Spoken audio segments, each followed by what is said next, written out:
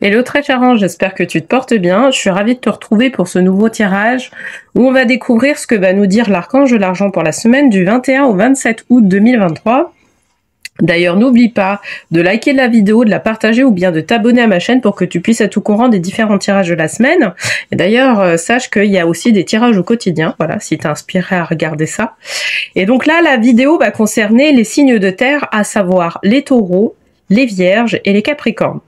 Donc avant le tirage, comme d'habitude, on va tirer une première carte qui va être issue du défi des 100 jours, 100 cartes pour accompagner sa vie au quotidien de Lilou Masset.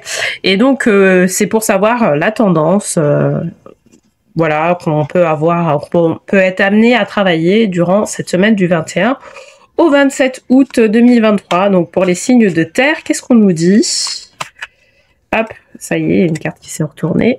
On nous demande de complimenter. Ok, donc complimenter, je félicite et ouvre mon cœur aux personnes qui m'entourent. Très intéressant. Allez, on se retrouve pour le tirage de tarot.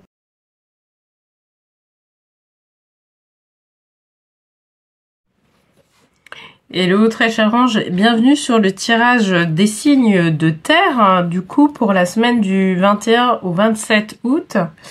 Alors, pour Abel, j'avais tiré la carte complimentée. D'accord, je félicite et ouvre mon cœur aux personnes qui m'entourent. Ok. Donc, pour cette semaine, ce que je vais faire, c'est que je vais prendre une carte. Je vais faire le tirage, pardon, du jeu de cartes des tarots des anges. Et puis, je vais prendre une dernière carte du petit oracle des anges.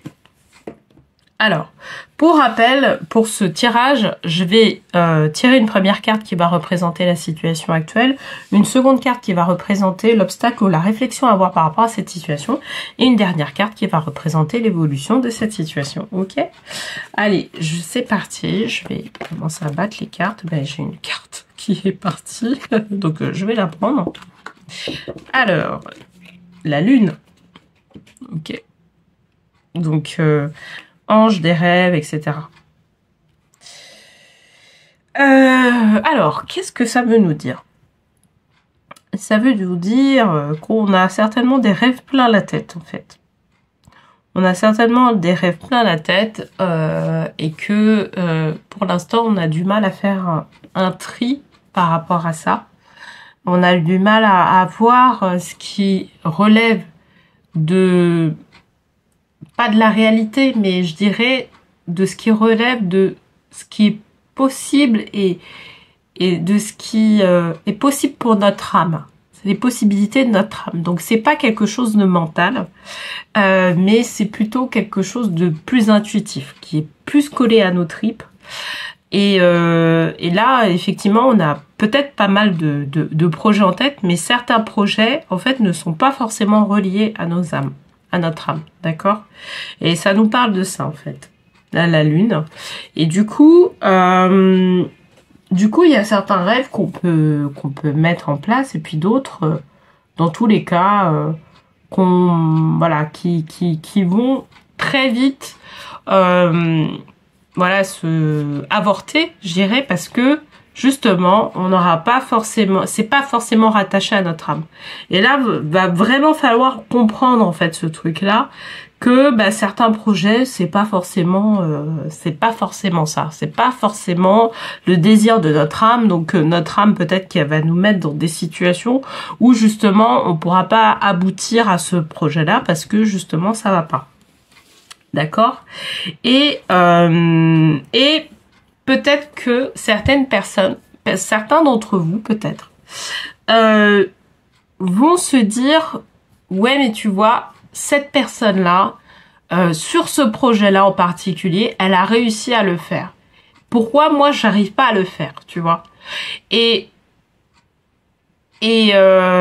justement c'est là où il va falloir avoir cette réflexion-là de savoir ce qui est possible pour nous, mais possible par rapport à notre âme. Je le répète, c'est vraiment par rapport à notre âme et pas par rapport à notre mental. Notre mental, peut-être qu'il va émettre des choses comme de la jalousie vis-à-vis d'autres personnes qui ont justement réussi sur certains projets, mais parce que l'âme est dedans, parce que l'âme est inclus dans le projet, même s'ils n'ont pas conscience que c'est un projet qui est relatif à leur âme, et c'est pour ça qu'ils réussissent, d'accord?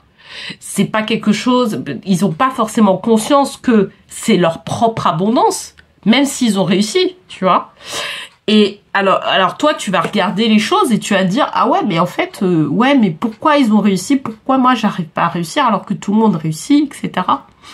Mais en fait, c'est que les choses ne sont pas pour toi. Donc, quelque part, il va falloir, en fait, être dans un truc où on se dit, qu'est-ce qui est bon pour moi? D'accord? Ok, les autres, ils ont réussi dans leur projet, ils ont réussi dans ce qu'ils veulent faire, ils ont réussi dans ce truc, mais c'est propre à eux. C'est propre à ce que veut leur âme. Donc, mais moi aussi, j'ai un truc qui est relatif à mon âme, ma propre abondance. Je dois me connecter à ma propre abondance et savoir, en fait, si un des projets comme ça que j'ai en tête, eh ben, c'est un projet qui est faisable pour moi, parce que, quelque part, mon âme, elle me dit que c'est faisable. D'accord? Et c'est là où justement, va falloir regarder, en fait, comment la vie, ce que nous apporte la vie aujourd'hui. D'accord?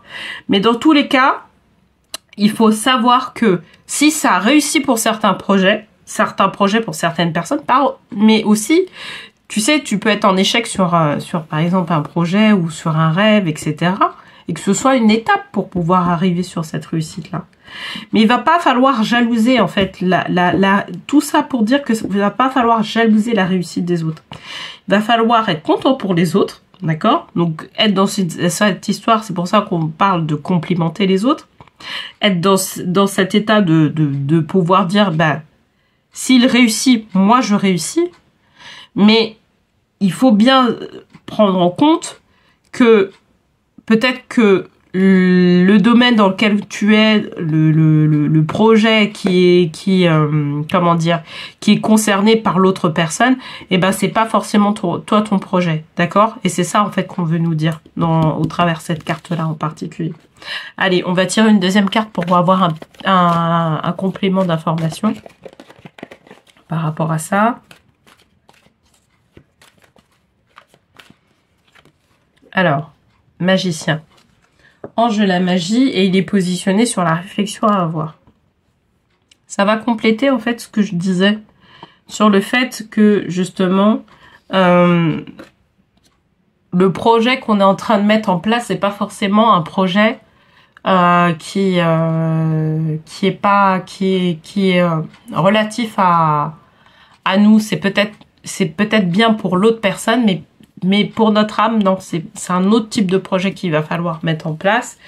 Et c'est un projet qui va permettre, alors bien évidemment, c'est pas un projet qui va faire que on soit pas motivé. Non, bien au contraire. On veut, parmi nos rêves, on a un projet qui va nous permettre de nourrir notre joie, de nourrir l'amour qu'on a en nous, de pouvoir nourrir une certaine paix intérieure et de pouvoir nourrir aussi une certaine lumière. Et là, en fait, le magicien, il te parle de la lumière. Il te parle de cet aspect lumière. En fait, il y a quelque chose qui est magique en toi, qu'il va falloir aller creuser et qui va faire que, justement, ça va te permettre de pouvoir générer cette lumière-là auprès des autres.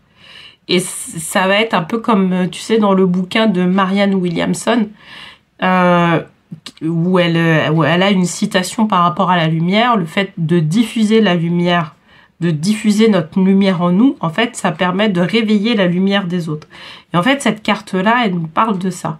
Elle nous parle de la lumière que toi, tu vas pouvoir qu'il va falloir aller chercher cette lumière à l'intérieur de toi pour pouvoir justement la diffuser auprès des autres et que les autres puissent diffuser leur propre lumière intérieure. C'est au-delà de l'abondance, hein, c'est vraiment leur propre lumière intérieure pour justement faire en sorte de pouvoir élever, je dirais, le taux vibratoire de l'ensemble de l'humanité, de manière générale. Là, on est un peu plus dans la spiritualité, j'avoue.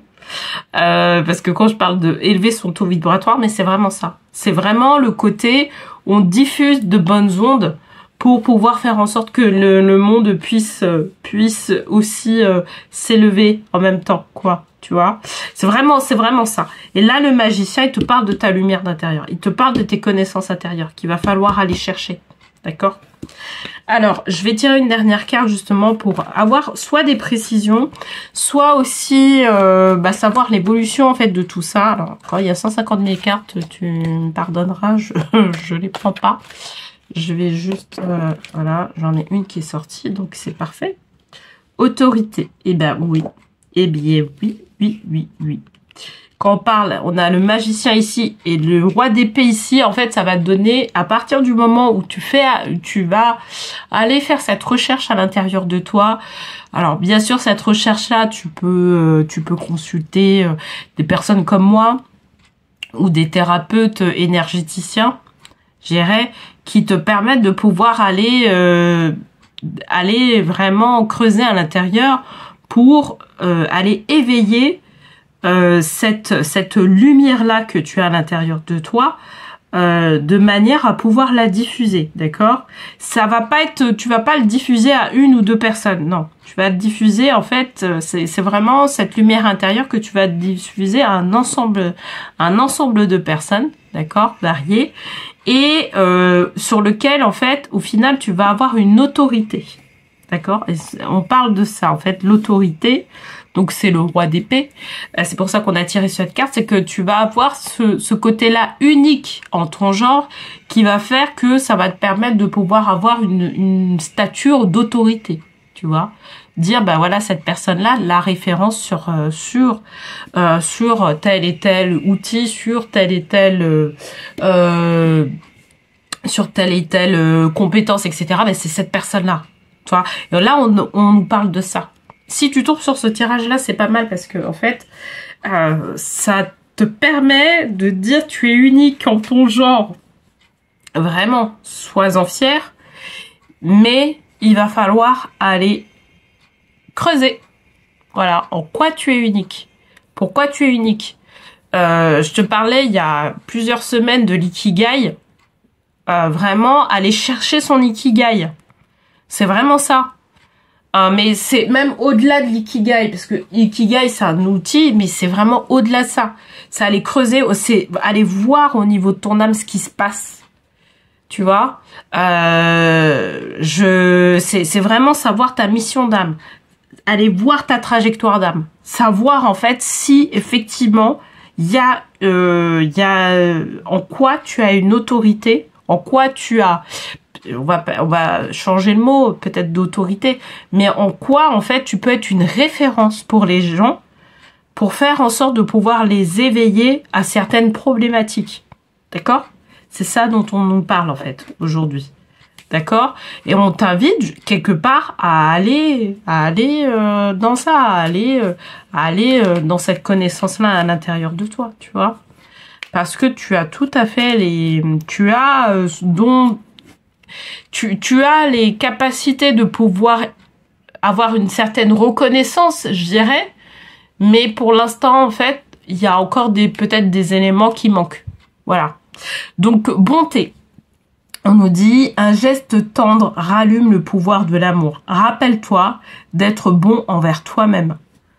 Quelque part, ça nous dit aussi tu vois, rappelle-toi d'être bon avec toi-même, c'est rappelle-toi que tu as cette lumière aussi intérieure que tu peux nourrir, tu vois, que tu peux diffuser et qu'elle te nourrisse d'abord et puis après elle nourrira les personnes de ton entourage ou d'autres personnes ensuite. C'est ça en fait qu'elle nous dit, cette carte bonté. D'accord ?